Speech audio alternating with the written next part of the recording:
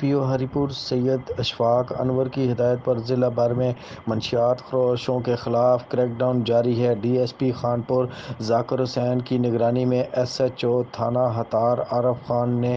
نفری کے ہمراہ کارروائی کرتے ہوئے بدنام زمانہ منشیات فروش محمد عمیر عرف ادریس کو سکنہ کالی تراڑ کو گرفتار کر کے اس کے قبضہ سے 3220 گرام چرس برآمد کر لی اور ایک دوسری کارروائی میں ذیشان علی جو کہ سکنہ کالی تراڑ کا ہے اس سے بھی 990 گرام چرس برآمد کر کے منشیات ایکٹ کے تحت مقدمات درج کر کے ملزمان کو گرفتار کر لیا۔ عظیم نیوز راجہ گل عباس ہری پور۔